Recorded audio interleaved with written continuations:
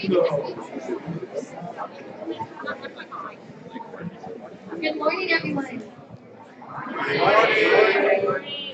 Good morning. My name is Brianne Sanchez, and welcome back. Hopefully, you had a good night's rest because we will be dancing the night away this evening. And we hope you're looking forward to tonight's sock hop just as much as we are. This morning, we have a wonderful speaker planned for you and amazing workshops that everyone will attend. But first, Jackie is going to give us a game challenge. Jackie! Welcome to What's in the Box. I'm your host, Jackie. Today, you as the audience will help 3 contestants choose one of 3 boxes. Each of the 3 boxes are wrapped, and inside waits a mystery prize. Woo! The contestants may touch, shake, pick up any of the boxes, but they cannot open them. You will help, as the audience, you will help the contestants by cheering them on so that they can select the correct box. Once the box has been chosen, the contestants will unwrap the box and reveal the prize. Let's get started. Can we volunteers? Okay. Can I have one bandana? Okay. Can I have weapons? Oh, yeah, over there. Okay. Who can do a fun dance? I can. Ooh, you have a fun dance? Yeah. Go.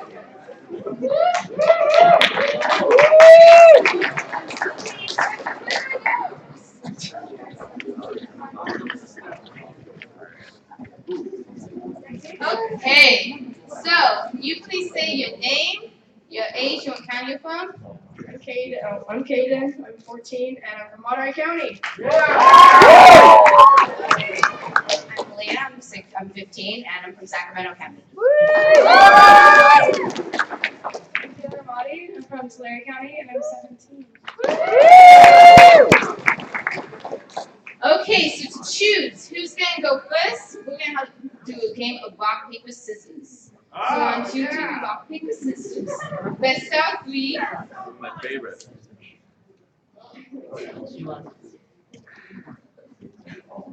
Okay, and now you play Taylor. Okay. Who's going to get it? So, Taylor, with the help of the audience, you can choose your box. No! Number 3, my lord! Number 3! Number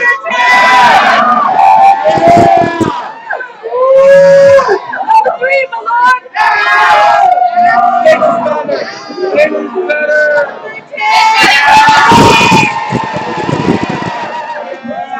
You may unwrap the box, see what your mystery prize is.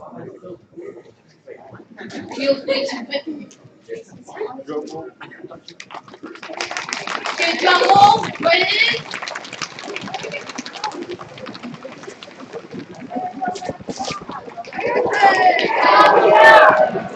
Yeah! Oh my god!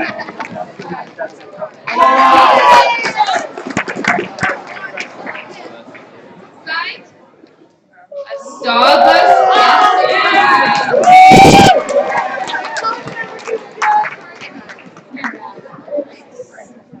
Okay, let's have rock, paper, scissors. Who's gonna go next?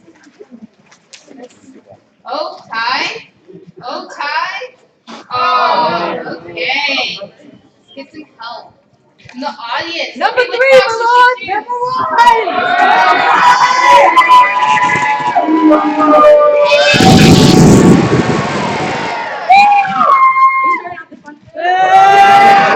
Bigger's better!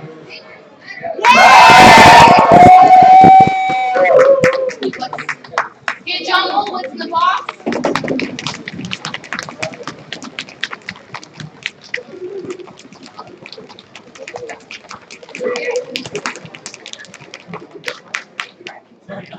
Come on. See what's inside the box again. What's in the box?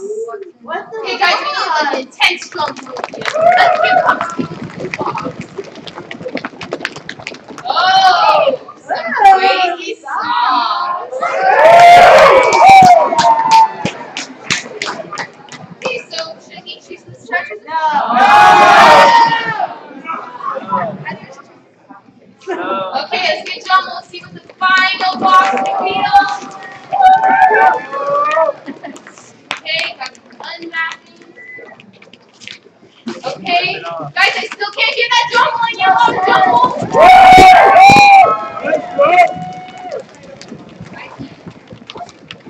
guys opening the box?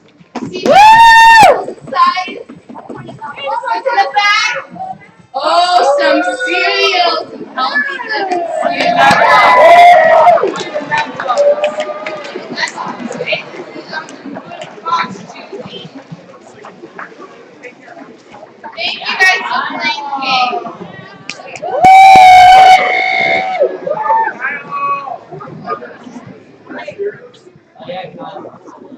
Was that fun? Awesome. Now we'll be going back to camp. Wait a second.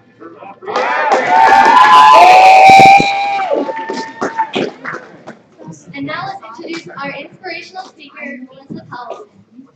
Melissa is a seasoned speaker, a developer of 2 nonprofits, a basketball coach, a life coach, author, and a mom of 3 amazing young men. Melissa will provide a plan of action that will guide others for a better tomorrow. She offers her candid views on issues relating to life and the way we live it. Currently, she is making a mark with her recently published book, How to Potty Train Your Mind. Melissa says most of us have learned how to hold it when it comes to our bladder. But when we are upset, feel pressure, become upset, we haven't learned how to control our minds. Her book, along with her workshops, will help you learn how to control thought so that we can learn how to flush thoughts that are creating no value in our lives.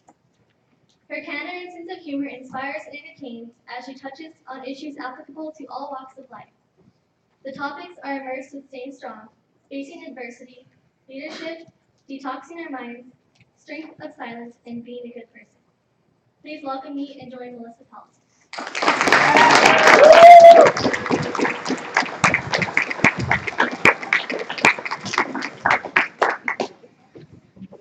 Hello, hello. Is everybody having fun so far? Great. Let's see. How long have you been here? 3 days. 5 days. So we are going to have some fun. I came all the way from Kansas City. Yeah. And I actually drove, and you guys have your own roller coaster off Highway 1. That is absolutely crazy. I had my teenager with me, and he had to sit in the front because it was too much for him. So, anyway, I'm excited to be here with you today. I want you to know first and foremost that I was in 4-H all growing up. And it was one of the best experiences of my life. And as I walk you through some of the things that I talk about today, you're going to see in a new light what it can actually do for you if you look at it in a different way. Because some of us, we get in 4-H and we're so busy doing the things that we're doing that we often don't look a little farther into the future of what it can actually do for your life. I actually look at 4-H and think that I am where I'm at today because of the values that it gave me and the values that I've learned from working hard through this program. So I am excited to be here today, and the first thing that we're going to do is we're all going to stand up. Everybody stand up, and everybody come up here with me. You can stand on this side, you can stand on this side. We are going to do the 4-H pledge together. Are we ready? Yeah. Here we go. I pledge my remember, I pledge my head spirit thinking, my heart spirit loyalty, my hands to larger service, my health for better living, for my love, my community, my country, and my world. Thank you. As you guys think about that, I want you to draw in close to those words because I'm going to start, like they said, with clear thinking. I do have a book that I recently came out with, How to Potty Train Your Mind, and it is quite humorous. But the main thing I want to get through with you on this topic is clear thinking. 4-H and clear thinking, and how many thoughts actually go through our heads a day. 30,000 thoughts enter our minds a day. And actually the next day, 82% of those re-enter our minds to cause even more thoughts about why we can't do something, or why we can't achieve something, or why we can't grow as a person, or how we feel about somebody. And so I kind of want to walk you through some things as we have some fun on clear thinking and talk to you a little bit about me and why I have such an open mind when it comes to my thoughts. When I was born, my grandparents started foster care for young kids, actually, anywhere from birth to 18. And I was raised with every race known possible, and I don't see diversity. I had 4 or 5 black brothers and sisters. I had several Hispanic brothers and sisters, and they were like my family. And therefore, when you're raised in that kind of environment, your thinking is large. You don't think small. You know that everybody has the same ability as everybody else to accomplish anything they want to accomplish, and nothing holds you back. And when I was younger, because we all start at that young age, we don't have those thoughts that close us up. Young kids, they want to be princesses. They want to be firemen. And we don't say, you stupid girl, you can't be a princess. We don't say that, right? We're like, oh my gosh, you look so good in a princess dress. And we're like looking at these young kids, and they're playing with their capes, and they're flying around, and we're like, that's just the cutest thing I've ever seen. And somewhere along the way, capes aren't cool anymore. And being a princess, that's stupid. There's no way for you to do that because we get lost in these thoughts. There's a joke, Mama Bear, Papa Bear, and Baby Bear. And Papa Bear walks out and says, my instincts tells me it's going to rain. And Mama Bear goes, my instincts tells me it's going to snow. And Baby Bear says, well, my instincts too, but it don't tell me what the weather's going to be like. Perfect scenario for a young kid. Because that's what they do. Out of the mouths of babes, we hear these things that we laugh at, we think are funny. But somewhere when we're a teenager or when we start to grow up, they're not funny anymore. They're stupid. Because we start to draw into our own thoughts. What we feel is cool may not be cool to this person over here. It's not okay for them to say it. It's not okay for them to think it, but that is wrong.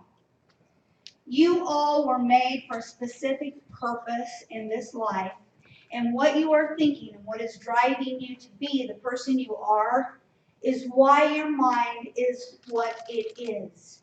You can't let somebody else take away those thoughts. And when I was little, I didn't understand these kids that came to live with my grandparents who were maybe abused or beaten or tied to a tree and whipped. And I didn't get it. And so I would ask, why? My grandma would always say to me, it's not for you to ask why.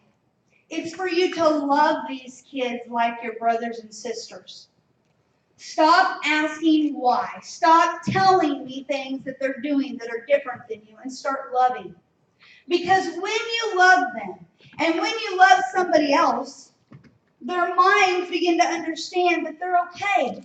That they can do things, that they can reach levels of heights that they didn't think were possible. So stop judging and just love them. And I did that. And as I grew up with these kids, I got to understand that just because they didn't like the same things I did, or just because they didn't do or act the same way I didn't mean that they weren't going to grow up and one be an air pilot or a pilot, one be a sheriff. They came out of their own and they became the kind of people that they thought were possible. And that all comes from when you're young. And I want to tell you what 4-H, when it comes to clear thinking, what it does. You guys are active. You're putting yourself into something and you're doing something that is active, that is out there, that is making you work hard and give you responsibility to grow. The people who aren't doing those things, whether it be in 4-H or whether it be anything else, the people who aren't active and out there learning, the people that are out searching for Pokemon. Who here searches for Pokemon? The people that are out there doing things, sitting around and not being active, all of a sudden their mind, your clear thinking secludes you to this little area. Well, maybe I can't do that. Maybe I'm not beautiful enough to do that. Maybe I'm the wrong color to do that. Everything going on in the world right now closes us in to make us think that maybe we can't do something. Maybe our minds just aren't strong enough to get through something tough. And I want to tell you, you're wrong. I've seen it firsthand. And I want to tell you, when it comes to my clear thinking, it wasn't always clear. And teenagers' brains aren't developed until they're 24 years old. Your cerebral cortex isn't actually connected until you're 24 years old, which means you're not always thinking the right things, but neither am I. The purpose of life is to live those things and live in doing the good things that you're doing with this organization so you can train yourselves how to think in the right kind of way by staying active and doing all of the activities that you guys are doing in 4-H is surrounding yourselves with the thought process that you can make things happen. I had a mentally challenged brother that I absolutely adored. And although he was my favorite, he was also would come into my school after he came home from school, and I was, 16, 17, and our minds where they're at. I wanted to be me and 16 and acting like I was, and he would run down the hallway and be like, Melissa, Melissa! He would run to the end of the hallway, and every day I'd be like, here he comes, because he would yell loud. Everybody in the school could hear it. And I remember thinking in my closed-mindedness, oh my gosh, here he comes, and I would wait till that part of the day, and I would know that this was coming, because it was every day. And then one day, as I was out feeding my cattle, and we were sitting there, and he was helping me, I said, Matt, what's the best part of your day? And he said, when I see you in the hallway at school. And I thought to myself, that's the worst part of my day. That's the absolute worst thing that ever happens to me. But that's what I want you to understand. Sometimes the worst part of your day is somebody's best. Sometimes when you think things are really tough, that's when the best is getting ready to happen. That's when your mind is getting ready to break through something strong. And because of the way I was raised and the values and the love that I have for people, because of how I was raised, it trained me. It's not something I got up and said, this is what I want to do. No, ever since I was little, I was raised with all different kinds of people, with all different kinds of issues. And I saw the good in all of them, and I watched them be successful. And because of that, I learned that everybody has a purpose, no matter who you are or what you feel. And it led me into going to college and playing college basketball and loving what I was doing and enjoying the process. But you know what 4-H did to me? It taught me how to work. It taught me to get up in the morning and go after something and go after my goal. Because everybody in this room knows no matter what project you do for 4-H, it takes time. If you're trying to teach a cow how to lead, a steer how to lead, it's not easy. I was a high school rodeoer. I rodeoed all through high school, and then I learned how to trick ride. It paid my way through college. When I was going down a Crown Arena one time, I was going underneath the horse to grab the strap, and I fell. And when I fell, the horse trampled my leg and slid it up my leg. I had about 25 stitches up the side of my leg. And I laid there, and I thought, I'm not getting up. I remember how hurt I was laying there. And when you see blood, it makes it worse. You're like, I'm pretty much dead. I'm dying. I'm not going anywhere. And the lady comes right out there and she goes, get up, get up, get up. Well, has a bandage. She wraps my leg up. She goes, get up. I was in Texas. And she goes, get on the horse. We got 30 minutes left. And I'm thinking, are you kidding me? I'm dying. Like, I'm dying. I can't get up. What are you talking about? She said, get up. We got 30 more minutes. She wrapped my leg up. I got back on the horse, and as I was getting up, she said, you should be lucky you weren't going around the front of the horse. You'd had 4 legs to worry about instead of 2. I was going underneath, and only 2 legs hit me. And I thought, you're crazy, lady. I'm going home. This is crazy. But I got back on that horse, and 30 minutes later, I went to the hospital, 23 stitches at the side of my leg. I learned something that day. I learned I could get up. no matter how bad I'm hurt. I learned I could get up. And I know she put me back on that horse so I wouldn't be afraid to get back on.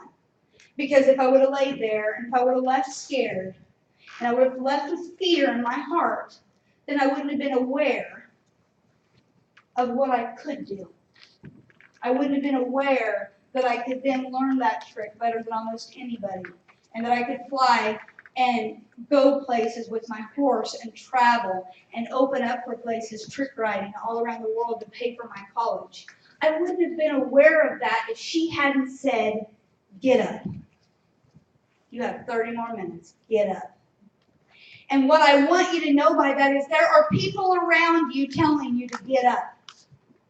Listen, there are people sometimes that won't pick you up. Don't let them. Everybody's expecting a hand right now in this world. Everybody thinks you have to lift other people up and pick them up. I'm telling you right now, for your minds, you need to learn how to get up. Because life stinks. It is not easy. And there are going to be times in this life where your mind needs to be clear enough to know that you got to get up on your own and you got to go after what you want. And you have to know that there is one thing, one person in this world built like you, and there is only one person who can do it like you can, and that's you. And you have to learn it the hard way. If you have people lifting you up all the time and picking you up off the ground, pretty soon you're going to wonder where the hand's at, and it's not going to be there. And I am telling you as a female, laying there bleeding under a horse, that there are a lot of people out there struggling worse off than me. Who here in this room knows of somebody who's struggling with an illness? Who here knows somebody who has an autistic or Down syndrome brother or sister? Who has a mother or father or an aunt, uncle, somebody in your family that has cancer or been diagnosed with cancer? Life is not easy.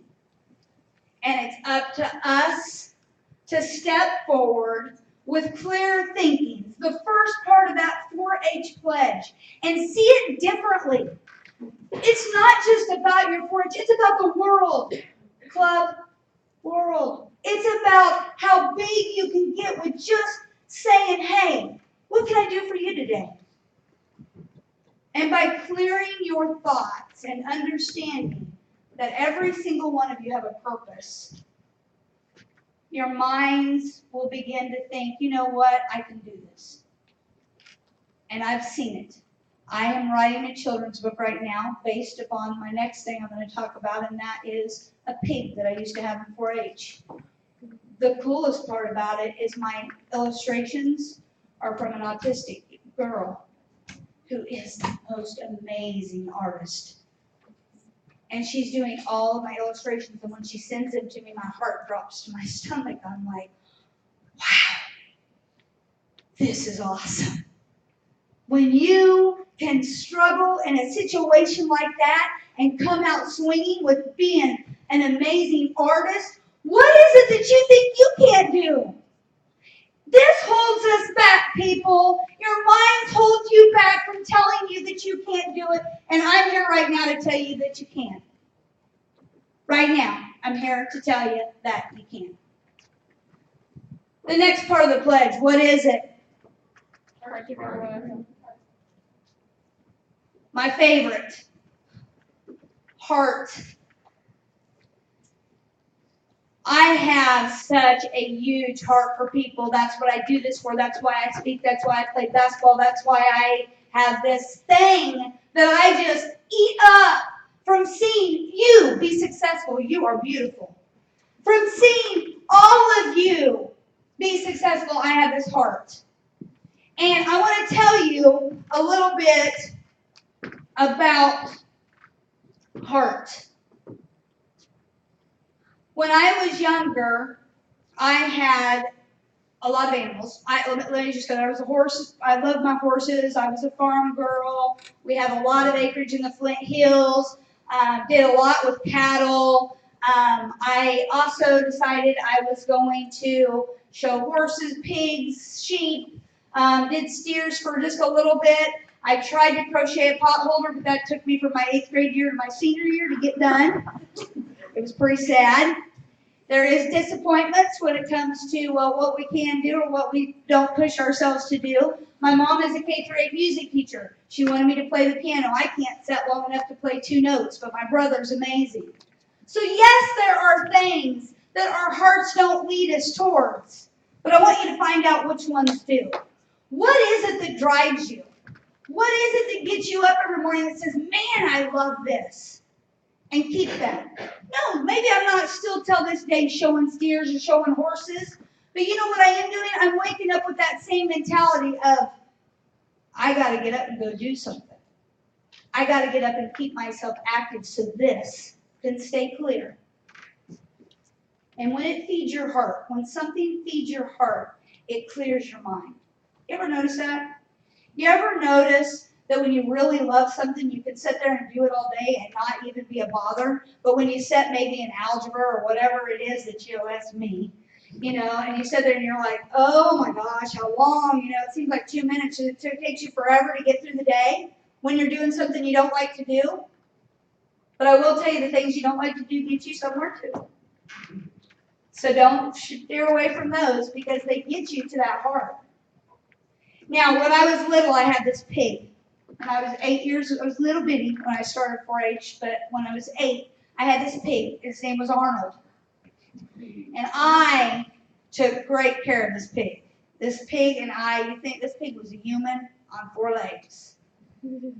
I went out and I fed it every day, and him and I had bubble gum. And I would give him a piece of bubble gum. This pig would chew this bubble gum, and would chew, and then after it was done, it would go bury it in the dirt. It would just find a place and bury this gum. And so I'd go out the next day and I would get a piece of gum out, and that pig would take off, dig up the gum, put it in his mouth. This is exactly, his little chops would just chop. It was hilarious. And I was little. I loved that pig. And one day I got sick, and my dad came in and he said, you need to go out to see Arnold because he's not doing so good. He's not feeling so good. And my heart just dropped. I'm like, well, what do you mean? I don't know. He's just laying around all day. And it was if he knew I didn't show up. I didn't show up. It was if he knew every day I came out to play with him, and one day I didn't show up. And he was depressed. He was just laying there. And the minute I got out there and I was sick, he hopped up and he jumped around. And I thought this was weird. Like he knew, just like a lot of people know in your life when you're supposed to show up. He knew that I was supposed to be there.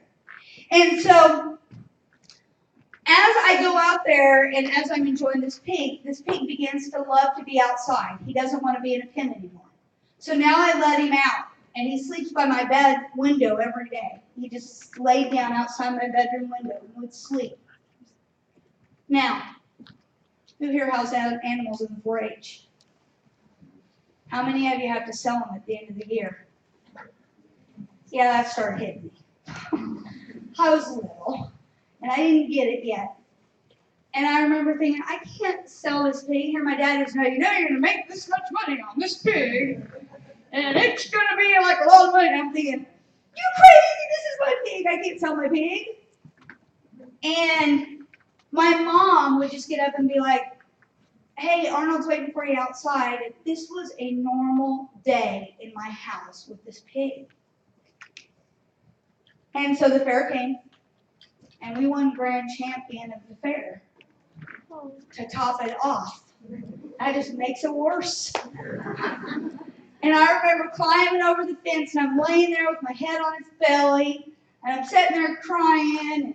They come mark the number 1 on it, because since I got grand champion, guess when my pig gets to sell? First.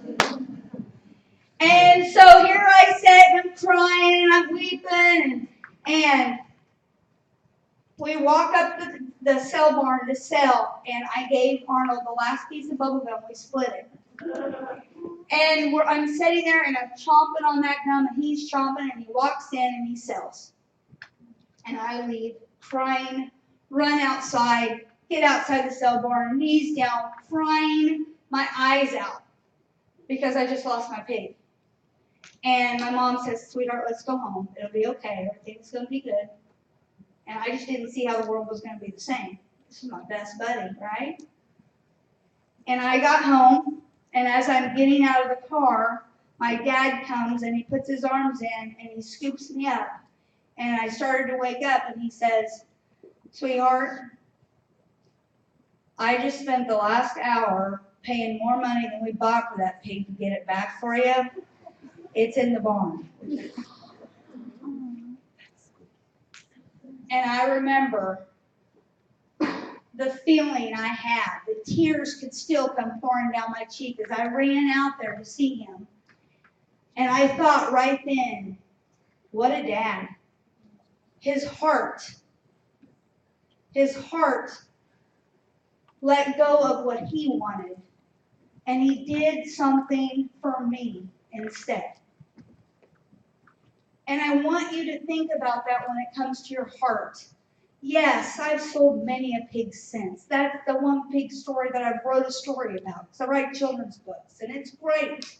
And I've sold lots of things, and I've seen animals come and go. But that moment, that the heart became more important than the process, taught me a lot about life.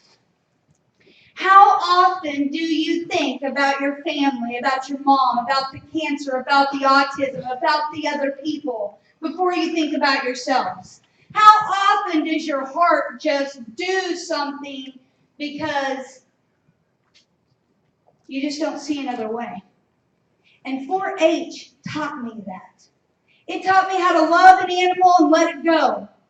It taught me how to love the people that are around me and help other people at the fair and do things for other people. Show my brother how to do things, because that's what it's all about, people. As we have this political things going on, as we have all of these shootings and things going on in this world, where's the heart?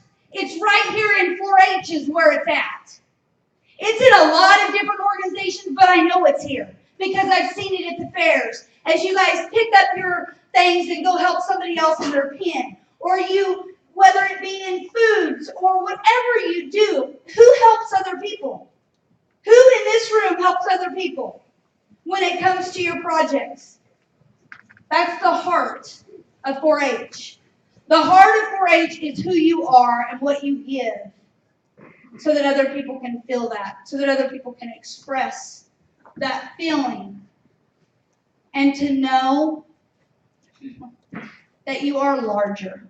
You know, I was in the middle of the redwood forest the other day. Wow, do you guys have something to look at?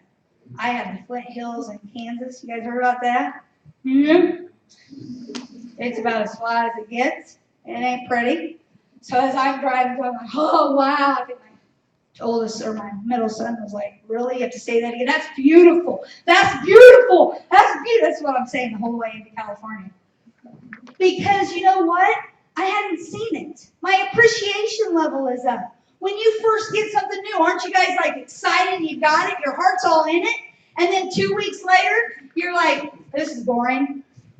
This is, you know, that's why I have my kids play PlayStation games in the store now, and then we leave because they actually accomplish it 2 minutes later. I'm like, well, that was a waste of $60. You guys can play those things and win so fast. Why buy them? That's the point. Stop doing that to yourself. When things get old or things get bored or you're tired, understand that there's a lot of people who are more tired than you. Get up. Keep fighting for you because you guys are awesome. Your hearts aren't even developed to where they can even understand and absorb what you have.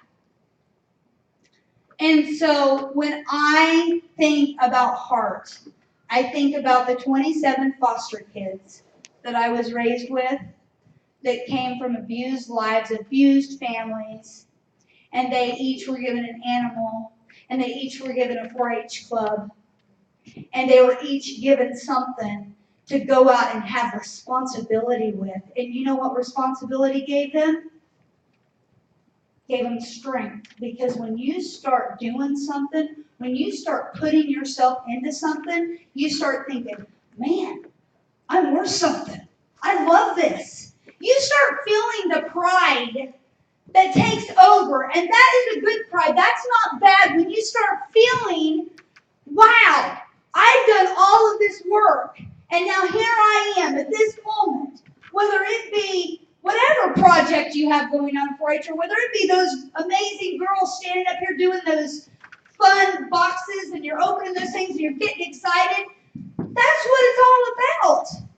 It's about feeling that heart for something that you believe in. And does everybody here believe in 4-H?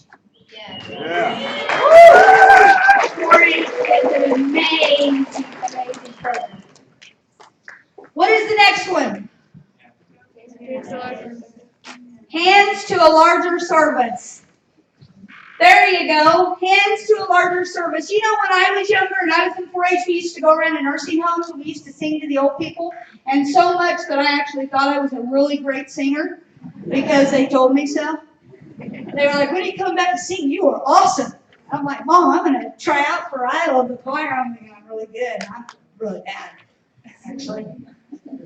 But it was awesome. We would go around to the nursing homes and we would see all these older people and we would sing to them and we would bring them goodies and we would do all these things. And that's one particular thing I want to talk to you about because you'll understand all of these as I wrap up here in a little while. They loved to see us walk through those doors because they don't have a lot of people come in to visit them. And when you reach your hands around people that need you, when you scoop up people and you do things for others in a larger service, you will be surprised what can happen. When I was in college, I walked out of my high school dorm and there's this black man sitting there, black young kid, whatever, I don't know, he was a track star. And I go, what are you doing for Thanksgiving? Or it's Christmas, I think. And he said, well, nothing, I don't have enough money to go home. I said, wait, come with me. You can't have Christmas alone. You got to come with me. Come on home. And he's looking at me like, really? What are your parents going to do? Come on. Because nobody understands everybody else's lives, right? So I load him up and we go. And we go home and my parents don't expect anything less because that's the kind of family. We have all these foster kids and everything else. And he had an amazing time. Because I thought to ask, why aren't you going anywhere for Christmas? Why aren't you going anywhere for Thanksgiving? All it took was me asking a question. And I got, well, I don't have enough money to go home. Well, I will take you home. Because you deserve to be somewhere on that holiday. Because you stop and you make your hands a larger service. My hands don't have anything to do with me. It's what I can do for others that make me who I am. And so fast forward, not long after that, another track kids that I know were going to East St. Louis. I was going to St. Louis, and I load them up to take them to St. Louis. Don't know that they live in East St. Louis. I don't know if anybody here knows what East St. Louis is, but it's a little bit of a rougher area. And I take them home. And as I was getting them back, I was flipping through the pages of their yearbook, and the first 10 pages were death pages. And I said, what in the world? And they said, well, there's a lot of people shot and killed around this area for gang violence. And I'm like, are you serious? Like, I live in the middle of the country. I don't see this kind of stuff. But you know, the mom grabbed hold of me with tears in her eyes and said, thank you for bringing my boy home to me, because there is no way I could have ever seen him if it wouldn't be for somebody like you who took the time to take them home. Now, not telling anybody to go around and pick up hitchhikers. What I'm saying is, when you reach out to other people, whether it's at a nursing home or whether it's down the street or whether it's an old lady who's walking into the store that you need to hold the door open for, or whether it's respecting your elders and understanding that your mom and dads do more for you than you could possibly imagine, or whoever else that raises you, if it's not your mother and father, the hands of service that they give you every day needs to be understood. If it wasn't for those hands, you wouldn't learn how to use yours. If you didn't see it, if you didn't see your moms, dads, uncles, aunts, people hold the door open for somebody or be respectful, you'd let the door hit somebody else in the face. Because everything is learned. And everything that you learn in 4-H, everything that you learn in this program, other people are going to see. You guys are mirrors to so many people in this world by your example, by your hands of service. How many people here do things during the holidays like ring the bells or do things of service because of the 4-H? How many of you ring the bell for your 4-H club? How many of you do acts of service throughout the holidays for your 4-H club? See? You might not do it otherwise. How does it make you feel? Amazing. When you do those things, you leave feeling energized. You leave feeling excited. You leave feeling, oh, wow, this is great. Because here's the deal. When you reach your hands out and you help somebody else, you feel good about you. It makes you feel good about yourself. And I want you to understand how large your hands are. My son, not the one that's here today, my oldest son that's a sophomore in college, at 12 years old came to me. My mind wasn't in the right place at this time, and he said, Mom, I want to do something for homeless. And I said, well, what do you want to do? We can bag up all your toys and, what are you thinking? Because I'm busy, I have a job, I was working. He goes, no, I really want to do something for the homeless. I really want to help them. I'm like, well, how do you want to help them? He goes, I don't know. Let me think about it. I've kind of got some ideas. And so I'm thinking, well, this is going to blow by. It's going to, this young kid, not going to think about this tomorrow. Wrong. Next day he comes to me, he says, I have an idea. I want to start having all farmers in the whole world give a bushel of grain to somebody so we can feed them. Because Dad farms, and if we take all of that grain, a bushel of everybody's grain, think how many people that can feed. And I'm like, wow, well, okay, this is an idea. Let's listen to this. So he starts talking about it. Not long after that, it became the Bushels of Love Foundation. The first year it existed, it raised over $17,000. And he was 12 when he came up with the idea. And I saw over it like nothing else. Like, please go away. I got too much to do. But he was 12. Do not bypass your ideas. Because the person sitting next to you says, that's a stupid one. That ain't gonna work. How you gonna do that? If you want to do it, do it. If you want to plan it, plan it. If you want to have that idea, if you think you can do it, do it.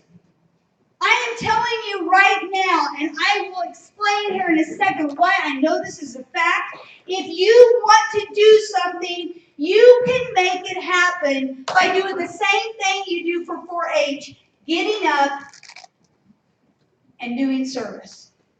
Putting yourself into service so that you guys can be exactly who it is that you want to do, whatever it is that you want to be. What's the next? I saw signs come up here that says be active. Health. If you don't have your health, well, there's a lot of us that don't have our health. And this is where I'm going to let you understand a little bit about me. I had fried ice cream last night at the Mexican restaurant. It was yum. Nobody's asking you to give up all the things you like, chocolate. Get active. And 4-H helps you be active, right? It helps you get out there. It helps you stay active. It helps you keep busy. And then you can have your fried ice cream. You can have all the things that you like. But active is so important because when you're active, it helps your brain. It stimulates your brain. It keeps your brain healthy. And you need that.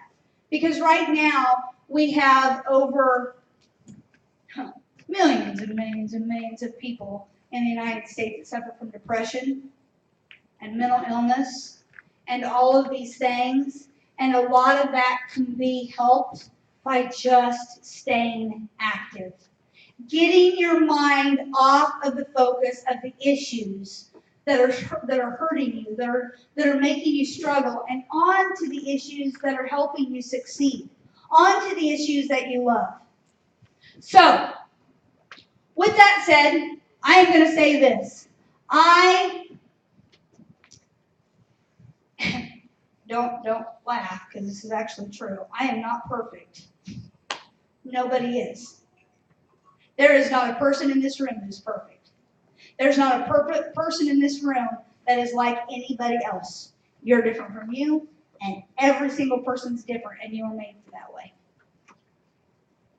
And all through my life, I have learned a lot of things, and I have been active. But here recently, with all of my books and all of my speaking and going all over the world to speak to all kinds of kids, I have learned a lot of things. I know the drugs that are out there. I know the things. I know the sex. I know the things. I've heard them. I'm not going to sit here and discuss all those with you because you know what? None of them matter. You matter. What you think, what you want to do with your life is what matters. That is what beats the rest of the stuff. That is what beats the things that aren't good for you. Not somebody telling you. When you find something special in your life, the other things don't seem to really matter much.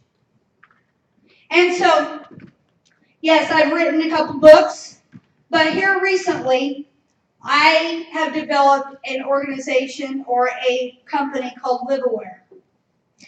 LiveAware is living aware, wearing a voice for what you believe in. Not saying it, wearing it. Wearing your voice for autism, wearing your voice for 4-H. I called the National 4-H office and I got permission. I made a couple wear a voice shirts for 4-H. I went above because you know what? This company, this LiveAware, is going crazy right now because people want to share their voices, but we don't always have time to sit and talk to everybody. I might see all of you guys walking down the street, but really only acknowledge one of you. So as I'm doing this, I'm helping old ladies at the nursing home, and I'm realizing that they don't have a lot of people that visit, even though their families are close. I'm realizing as I'm helping out at the schools what is needed. And you know what? 4-H is needed. Your motto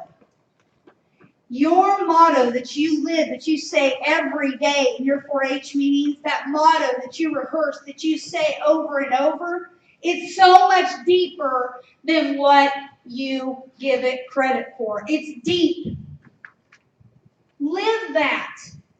Take some time out and go to the nursing homes and visit those people. Wear a voice for the people that are going through struggle so that people can feel what you're going through or how you feel so that they can say, you know what, thanks for wearing a voice for me. I appreciate it. Thanks for being there for me. Just be a good person. Just be a good person. Who knows what a good person is? Not very many of you. That's really bad. It's different to all of us. Being a good person is different to all of us. Maybe it's a smile. You know, I had this young lady up on the front, you know, and this whole row, I know I'm looking at you right here. You're awesome. The smiles that people give back to me. The kid in the gray sweatshirt right down the middle, right there, is, you know, everybody look at him because he wants every single person eyes on him. You. Yeah. Yeah, you. Yeah. Both of you two, come up here. Come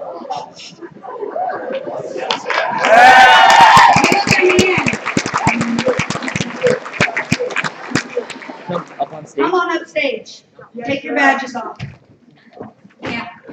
We are going to do handstand push-ups. All right, are you ready? Okay, here's, we're going to hold his legs. Yes? Okay. I want everybody to be real quiet. I don't want anybody to say a word this time, okay? Everybody quiet. He's going to hold your legs in the air and you're going to do push-ups. I want you to try and just do as many as you possibly can. One's enough. If you get one, that'll be great. We're going to do handstand, okay? You're going to catch his legs. Go ahead and lay down. Lay down and we'll lift you up. Okay, here we go. Everybody quiet. Everybody quiet. Okay, I'm ready to go. 2, 3. Don't lift it. Don't lift it. Don't lift it. 2, 3, 4, 5. Okay, no more. Okay, well, he's about ready to do more.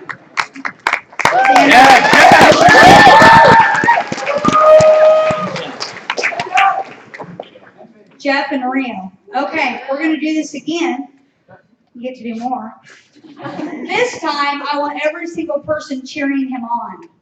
Okay? When he's doing these, he's awkward. Tuck him in his shirt. This time, I want all the support in this room directed at him. I want you guys to help him get as high as he can get with his numbers. Are you ready?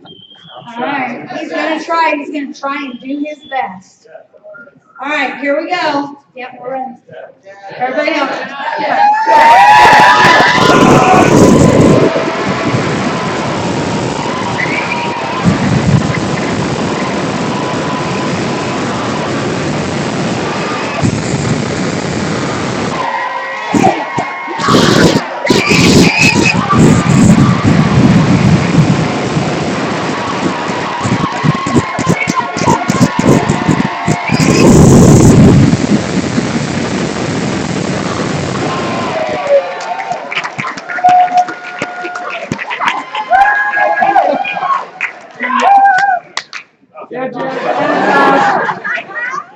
I want everybody to know, first of all, that was awesome. But second of all, you can do a lot more with people cheering you on.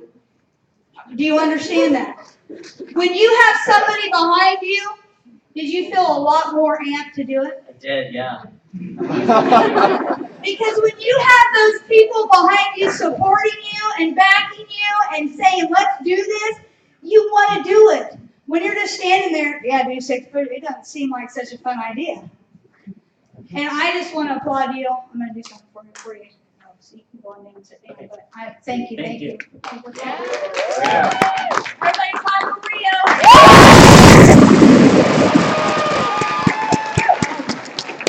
It is so important. It is so important for everybody to be supported. And Rio, you can stay up here if you want or sit down.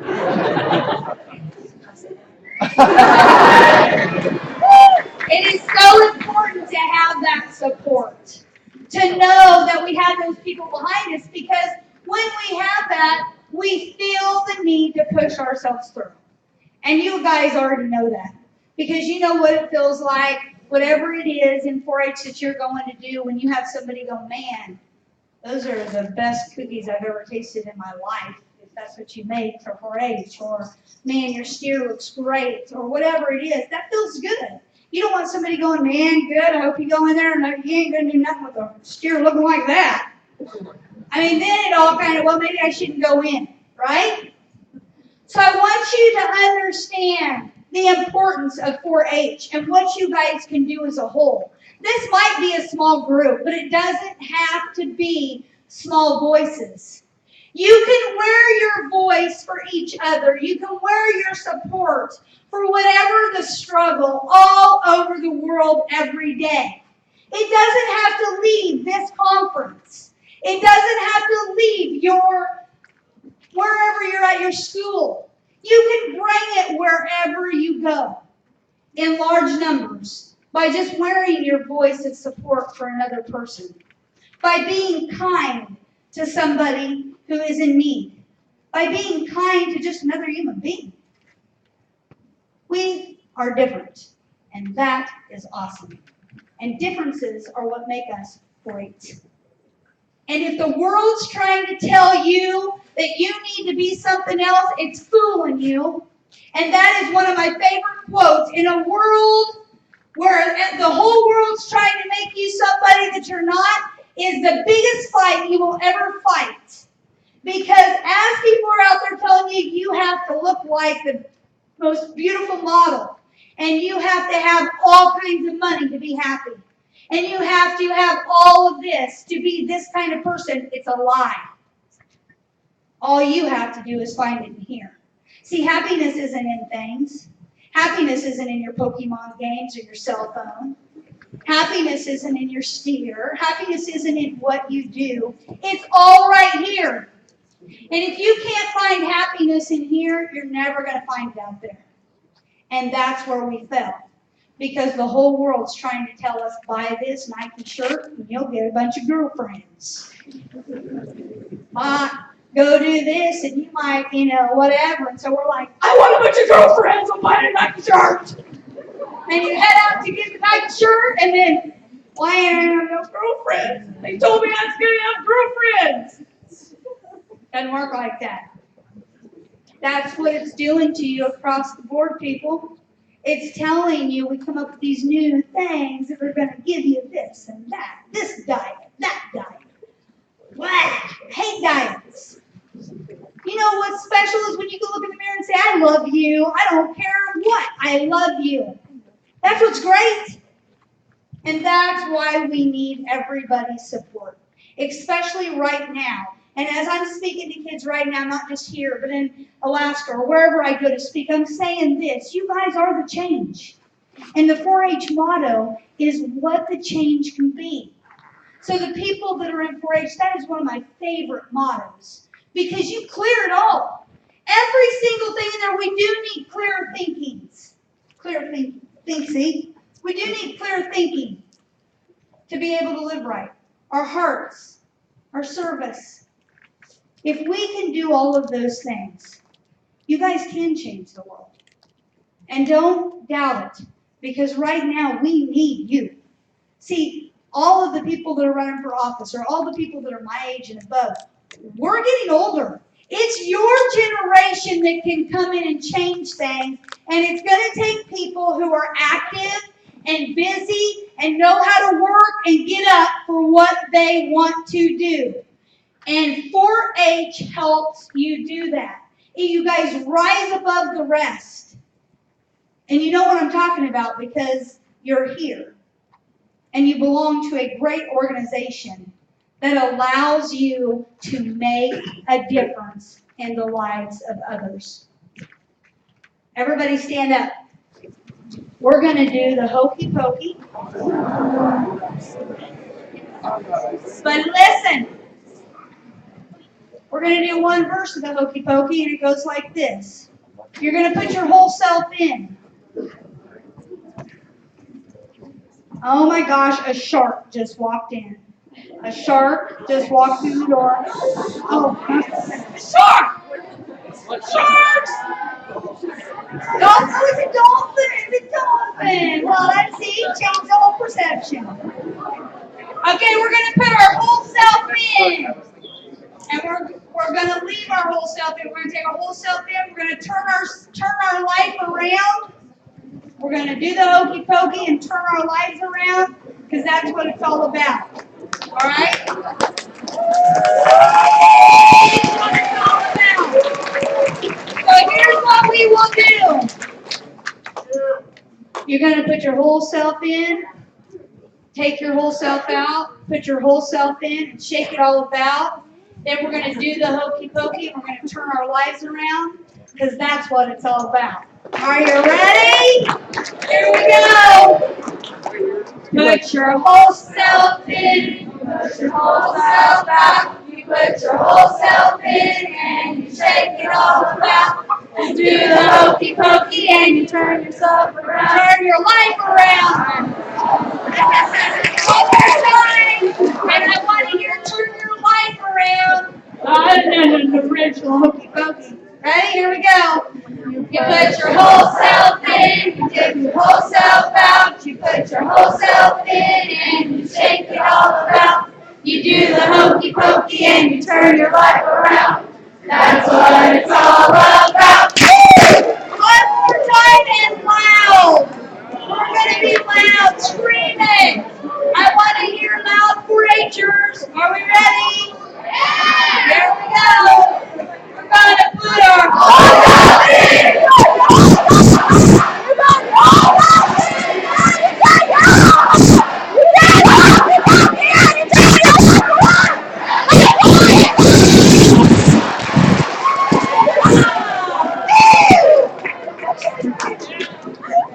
That is awesome.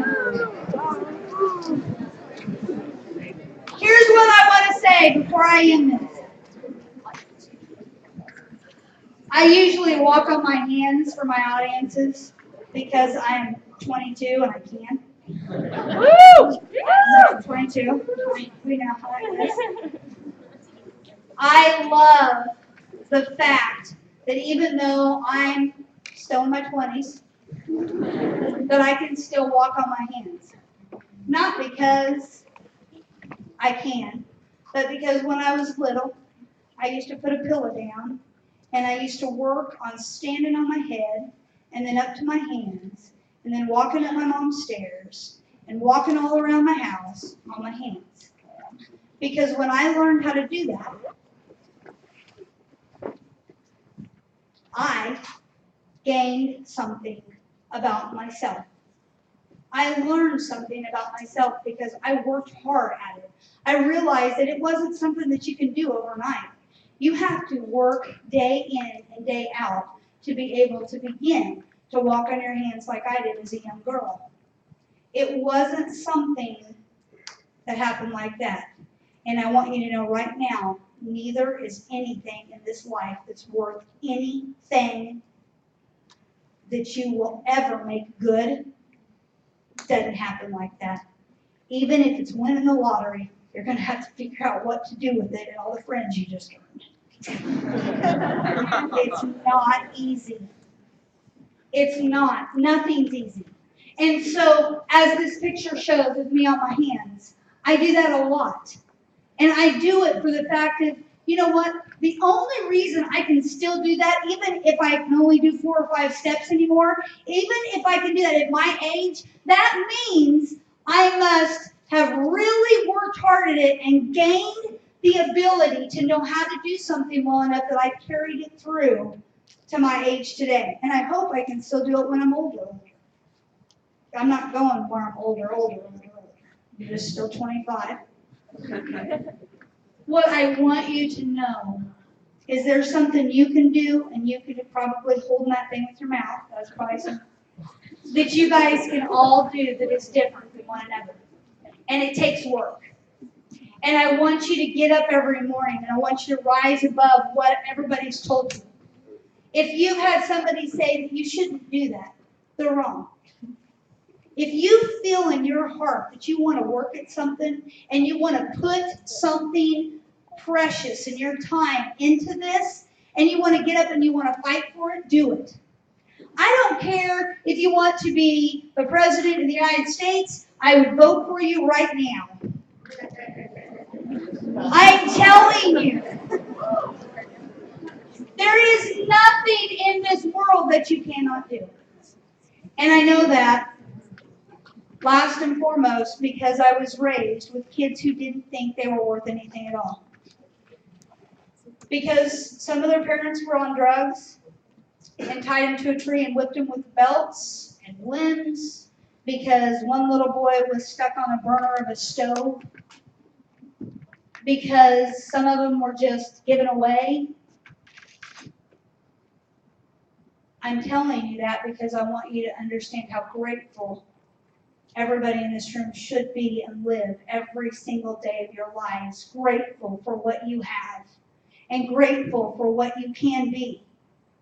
because I saw these kids come from unbelievable circumstances, and because of love, because of unconditional love, somebody seeing through what they might have been through and seeing them as a human being made them rise above, get high school graduation through, go on to college, and become amazing young men.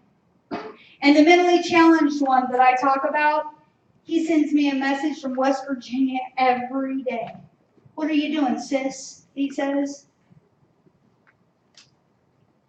And I talk to him because he may have not been my biological brother, but he showed me something about life. He showed me how to be the kind of person I want to be. He showed me that when I was walking down that hallway and I was getting all because I was that age and just not cool, that you know what? It was the most important part of his day. And I want you to know as we go through these after we're done here and we do workshops, and I've got a cool workshop we're doing, and we're going to have fun. And as you go and you experience some of these things, to be grateful that you can. Because there are people right now taking their last breath, and they need your service. They need your hands. They need your heart. They need your mind. They need 4-Hers to rise above the rest and make the best better. Because that's what you guys do. And that's what I learned. And I wouldn't have the company that I have back there. I wouldn't have a son who came up with what he came up with. I wouldn't have the family I have. I wouldn't have anything if I hadn't learned how to make the best better. And I learned that through this organization. And you guys are blessed to have it. You may look at it every day as, oh, what do I have to do my record books? I know those things, and record books, it's the worst time of the year. Mom, help! But that's one time of the year, people. The rest of it is about getting up and going out there and doing it yourself. Don't let other people do your work for you. Do it yourself. Because it feels good. It feels really good to take on those amazing experiences and realize how awesome that really feels. Who here shows steers? Anybody show steers? You show steers. Do you travel all over? Yeah. Okay. And how much time do you think per year do you spend with that steer? Way too much. Way too much. Yeah. So much that sometimes you're not even around school friends, huh? Because you're traveling all over. I did the same with horses, but I have a great friend who did the same thing with steers. And I really want you guys to understand, one, that's teaching you amazing things, but awareness is key. And that is part of the thing that we have going on right now with this thing called balance, where we don't quite know how to balance specific things. I spent so much time with my horse and out doing my horse stuff and learning all of these things. And sometimes it did take precedence over what I was doing. But it taught me about this thing called life. Where guess what? Ask any adult here that's here for you today. That's what it's about. Very few people have time to just go do whatever. They're working hard. They're putting their lives into whatever they're doing. They're spending time, your mother and father, spending time, right, with you, helping you out there. That's what it's about. So as you're doing your things, take pride in it. Take as much pride in it as I took with my walking on my hands. She does with her steer. And cheer people on just as much as we did him while he was doing his handstands. Because we need it. If you're just in 4-H to sit and observe, you need to get active. We need your voice. The world needs your voice as a whole. There's 4-Hers in Kansas City doing the same thing as here that would match you guys with what you believe in because they believe in the same things. All over the world, there's 4-Hers. This is a small group, but it takes just a little bit, just a couple people to come together like this and make a huge difference. Am I right? So, as you're out there in your workshops and you're learning new things, take it in. I want you to look to the person to your left and say, "You're awesome." You're awesome. I want you to look to the person on your right and I want you to say, "You're sexy." What? Was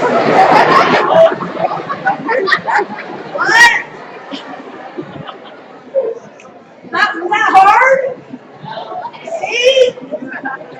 And I want you to live life with a little bit of humor and a little bit of love and add all your 4-H values to it. And when you do that, you guys are going to scale the limits that you never thought possible. And I am going to be excited to see you do that.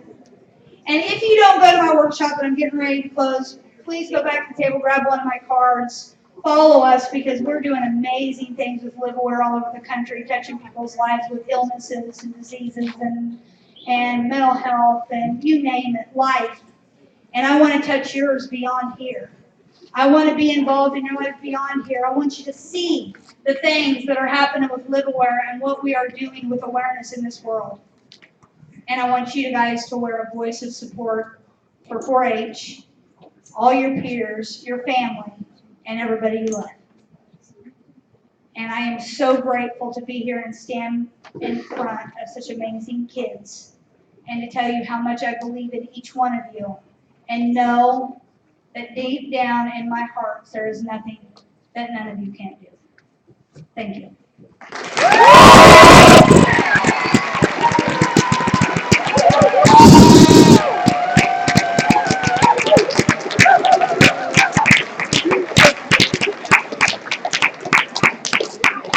Thank you, Melissa. Let's give her another round of applause.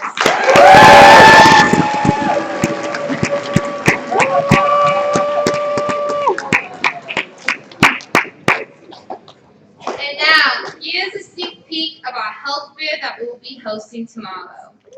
Healthy living is staying active. Healthy living is eating right. Healthy living is making safe choices. Healthy living is getting involved. Healthy living is eating fruits and veggies. And healthy living is educating about food choices. We have some great activities planned for everyone, like yoga and Zumba. And if you've been feeling a bit stressed lately, we have just the cure for you. You'll be even game to take a great handmade souvenir to remember SLC this year. In short, we hope you enjoy the final result of our social and emotional health platform tomorrow. And maybe you'll even be inspired to host one in your own county. Thank you.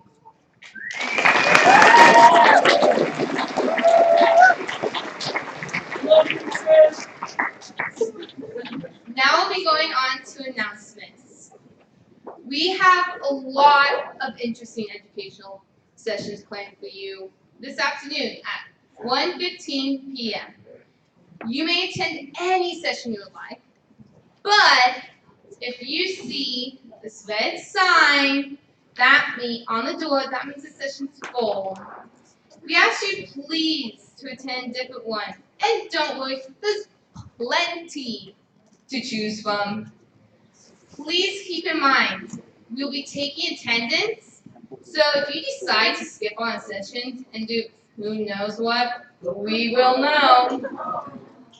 If you're lost or need help finding an available session, please go to the Education HQ located in the green and gold room. Now I'll be handing this over to you.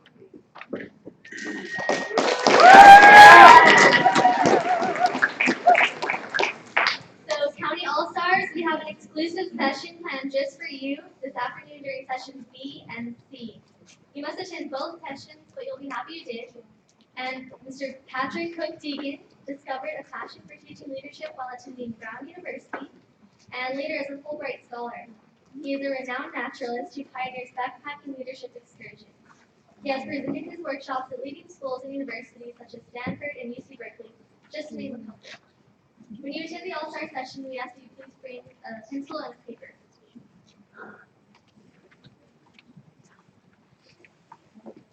And this is our last night together at SLC, what better way to celebrate than by having a dance?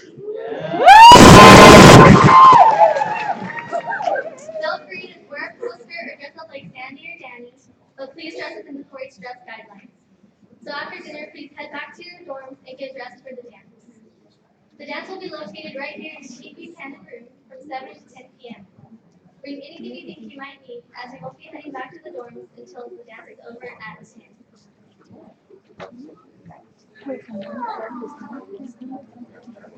And a few more announcements. Again, the Education HQ is in the green and gold room, not in the University Center lounge. Also, the tech team is collecting photos for the Afterglow. If you want to add photos to it, stop by the Education HQ during lunch. And please wear your name tags around your neck at all times. And last but not least, there's a workshop update. Fight Like a Girl will be held outside in the courtyard of Founders Hall. It's a double session, both A and B, so please be in the front of the lobby of Founders by 1:15. Thank you all for being a great audience for us this morning, and I hope you enjoy your sessions. You're going to head over to your mascot group's meeting spot as I dismiss you. Okay? Wildcats!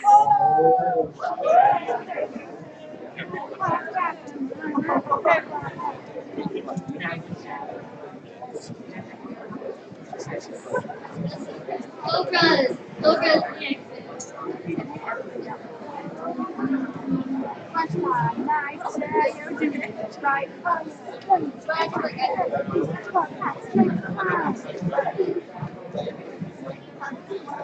Eagles!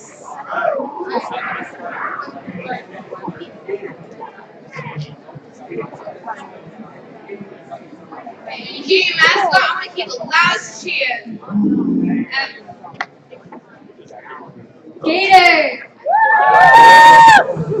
3, 4. Oh, shoot. Continue though.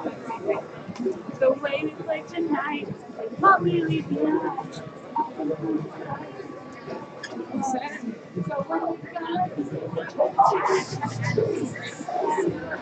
Okay, Panthers, I want to hear the loudest cheer. I can't hear you guys, Panthers. Okay, let's do it one more time. Really loud this time. Ready, set, okay, you guys can go.